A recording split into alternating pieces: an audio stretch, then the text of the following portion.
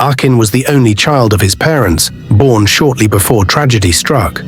His father died just a few months after he was born, leaving his mother, Akin, to raise him alone. She poured all her love and energy into him, and as Akin grew, they became inseparable. She was not just his mother, but his best friend. He confided in her about everything, from school challenges to personal dilemmas. They shared an unbreakable bond, and Akin always sought her approval in all things.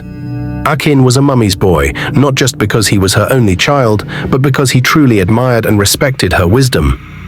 Akin was traditional, deeply rooted in Yoruba culture, and proud of their heritage. She had often told Akin that when the time came for him to choose a wife, she would find a suitable Yoruba woman for him. But as Akin grew older, something changed. In his final year at university, Akin met a woman named Chioma. She was brilliant, kind-hearted, and shared his love for literature. Their connection was instant and deep. They spent hours talking about life, their dreams, and how they both wanted to build something meaningful in the future.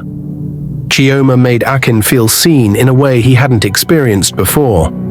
As they grew closer, Akin realized he was in love. Chioma, with her bright smile and infectious laughter, had captured his heart. But there was one major problem. Chioma was Igbo, and Akin knew his mother wouldn't approve of him dating someone from outside their Yoruba tribe. Akin had always been vocal about keeping to their own culture, often reminiscing about the importance of tradition. Akin's heart was torn. He had never kept anything from his mother, but this time he felt he had no choice. He couldn't bring himself to tell her about Chioma, fearing the heartbreak and disappointment it would cause. As much as he loved Chioma, he couldn't bear the thought of hurting his mother, the woman who had sacrificed so much for him. For months, Akin juggled the weight of this secret. He would visit Chioma, sharing beautiful moments filled with love, while returning home to his mother with a guilty heart. Akin, ever observant, noticed her son's change in behavior. He seemed distracted, his laughter less frequent, and though he still confided in her, there was something he was holding back.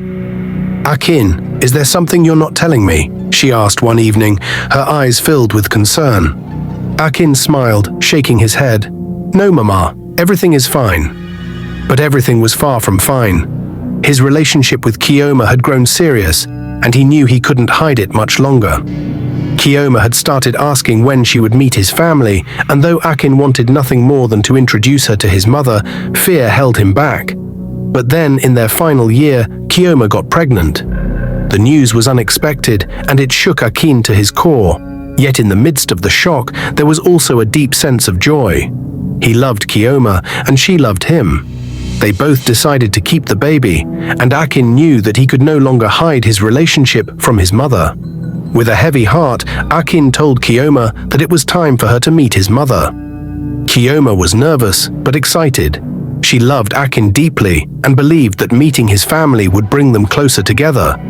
Akin, on the other hand, was filled with anxiety. He knew that his mother would be upset, but he hoped that once she saw how much he loved Chioma, she would understand.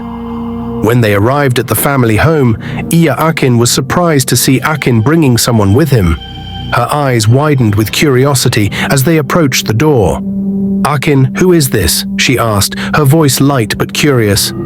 "This is my friend Mama," Akin said, his voice careful. She's the woman I've been seeing."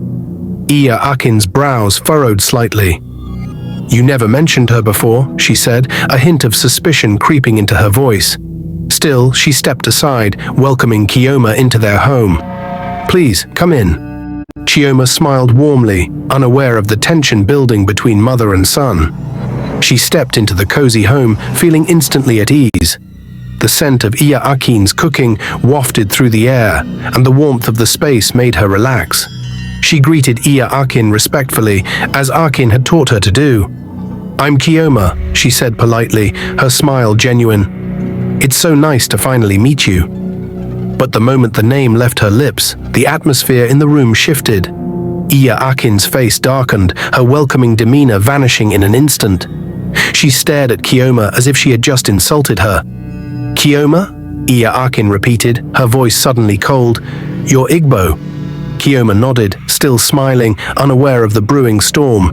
Yes, I am. Without another word, Akin turned sharply toward Akin, her expression filled with anger and disbelief. Akin swallowed hard, sensing the explosion that was about to come. He had hoped for a smoother introduction, but his worst fears were now coming true. How could you bring an Igbo girl into this house? Akin hissed, her eyes burning with fury. Akin, why didn't you tell me? Why have you been hiding this from me? Akin glanced at Chioma, who was beginning to sense the tension in the room. Mama, I didn't tell you because I knew how you'd react. But Chioma is a good person, and I love her. We're going to have a baby, and I want you to be part of our lives. At the mention of the baby, Akin's anger boiled over.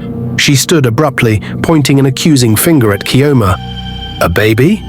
You think I will accept this? No, not in my lifetime. You think you can tie my son down with your charm? That's what your people do, isn't it?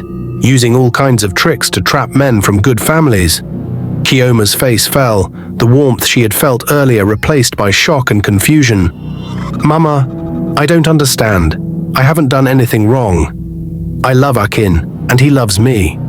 Don't you dare call me Mama, Akin snapped. I don't know what you've done to my son, but I promise you this. Over my dead body will Akin marry an Igbo woman. Do you hear me? Never. Akin stepped in, trying to calm the situation. Mama, please stop this. Chioma hasn't done anything wrong. I love her. We're having a child together. But Akin wasn't listening. She was pacing now, her anger palpable. My own son, the one who tells me everything, kept this from me. That's how I know this girl has bewitched you. My own best friend, hiding things from me because of her. She must have used some charm, some Igbo spell to keep you away from me. Chioma stood there, frozen in disbelief. She had never expected such a reaction. Tears welled up in her eyes as Akin tried to reach out to his mother. Mama, I'm begging you, just give her a chance. You'll see. She's a good person. I'm happy with her, and I want us to be a family. But Akin was beyond reason. Her face was twisted with anger and resentment. Akin, I have sacrificed everything for you. I raised you on my own, and this is how you repay me? By bringing shame to this family? No, I won't allow it. This girl must leave now. Chioma, feeling the full weight of Akin's rejection, began to cry softly. She turned to Akin, her voice trembling. Akin, I don't want to come between you and your mother. Maybe we should leave.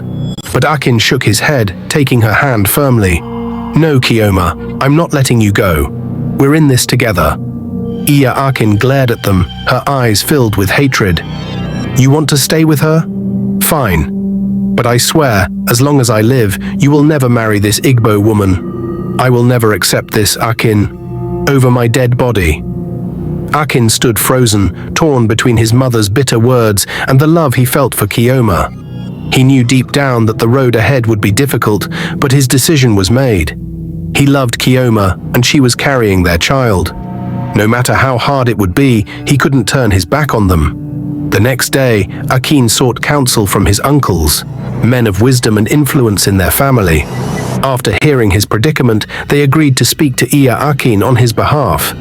They understood how deep her attachment to Akin was and hoped that, in time, her resistance would soften. When they gathered at Akin's house, the conversation was tense.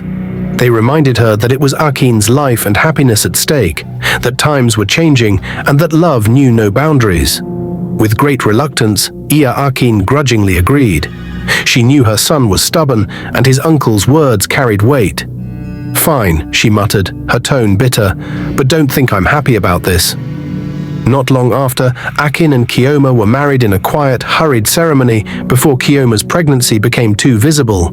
The wedding was bittersweet. While Akin was overjoyed to call Chioma his wife, there was a tension that hung over the day. His mother's icy demeanor was a shadow on their joy. Things seemed to settle for a brief moment after the wedding.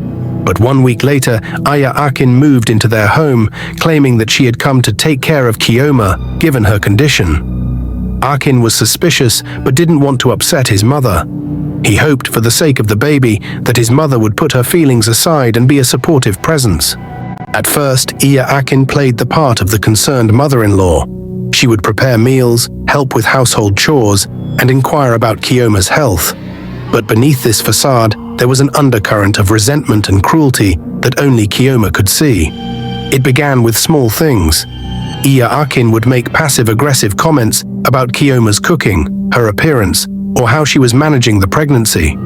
"In my day, Yoruba women knew how to care for their husbands," she would say with a sneer, glancing at Chioma. "But I guess that's too much to expect from outsiders." Chioma, eager to win her mother-in-law's approval, smiled and endured the comments, brushing them aside. She didn't want to cause a rift between Akin and his mother. As much as it hurt, she held her tongue, hoping that with time things would improve. But the small cruelties quickly escalated. Akin would deliberately leave the house in disarray, only for Chioma to clean up after her. She would serve Akin food, deliberately ignoring Chioma, and when Akin wasn't home, she would berate Chioma, accusing her of bewitching her son and calling her names. One afternoon, Akin deliberately left the laundry for Chioma, knowing it would be strenuous for her in her condition. When Chioma struggled to finish the chores, Akin stood watching, arms crossed, a smug look on her face. "Useless girl," she muttered under her breath, "and you want to be the mother of my grandchild? It's a disgrace." Chioma's eyes filled with tears, but she bit her lip, saying nothing. She didn't want to complain to Akin. She feared that doing so would only cause more tension between him and his mother. She had seen how much Akin loved his mother, how deep their bond was, and she didn't want to be the one to tear them apart. But one evening, everything came to a head. Akin came home earlier than expected and walked into the living room to find his mother berating Chioma once again. This time, Akin was in a full rage, standing over Chioma, who was sitting in a chair, her hand on her swollen belly, trying not to cry. "You're nothing but a curse on this family," Akin shouted. "You think because you have my son's child, you've won. You'll never be good enough. Not for me, not for him. You're just a mistake." Akin froze in the doorway, shock and anger coursing through him. He had never seen his mother like this, and the sight of her standing over his pregnant wife, spewing such hatred, made his blood boil. "Wait, what?" Akin's voice boomed through the room, startling both women. Akin turned around, shocked to see her son standing there. "Akin, how long has this been going on?" he demanded, his eyes narrowing at his mother. "How long have you been treating Chioma like this behind my back?" Akin stammered, trying to compose herself. I was just... "No, Mama. I've seen enough," Akin said, his voice steady but full of controlled anger. "Chioma has been nothing but kind and respectful to you, and this is how you repay her? By treating her like this in her own home. In our home. She's tricked you, Akin." Akin snapped, her face reddening. "She's not right for you. I'm your mother. I know what's best for you. She's only using you." "Mama, stop," Akin's voice cracked with emotion. "I love Chioma. She's carrying our child, and I will not stand by and let you treat her like this." There was a stunned silence. Akin looked at her son as if she didn't recognize him. "You're choosing her over me, after everything I've done for you." Akin sighed, his heart heavy with pain. "I'm not choosing anyone over anyone, Mama. But I have a family now. Chioma and I are building a life together, and you're supposed to be part of that. But I won't let you destroy it." Akin's face twisted with anger and hurt. "So you're throwing me out? Your own mother?" Akin nodded, his expression firm. "If you can't respect my wife and our family, then yes, you can't stay here anymore." Akin stood there, speechless for a moment, her eyes filling with tears. Without another word, she stormed past Akin and out of the house. Akin stood in the doorway, his heart heavy, watching her leave. Chioma, still sitting in the chair, wiped her tears and looked up at him. Akin knelt beside her, taking her hand gently. "I'm so sorry, Chioma," he whispered. "I should have seen this sooner." Chioma smiled weakly, her heart filled with both relief and sorrow. "It's okay, Akin. I didn't want to come between you two." "You didn't," Akin said firmly, kissing her hand. "You're my wife, and this is our home. We'll get through this together." The next morning, as the sun peeked through the curtains, Chioma stirred beside Akin, her thoughts troubled. Though she was grateful for Akin's defense, her heart ached for the rift that had formed between him and his mother. She knew the bond they once shared, and despite the pain Akin had caused, Chioma couldn't bear to see them torn apart. "Akin," she whispered gently, turning to face him, "I think we should go to your mother and apologize." Akin's brows furrowed in confusion. "Apologize? For what?" "Chioma, you didn't do anything wrong. It was Mama who crossed the line." Chioma shook her head, her voice soft but firm. "I understand that, and I appreciate everything you did for me. But I also understand that your mother has been through a lot. Losing your father must have been devastating, and I can't imagine the kind of pain she's been carrying all these years. Maybe that's why she's been acting this way. I've forgiven her, and I think we should try to mend things, for the sake of our family."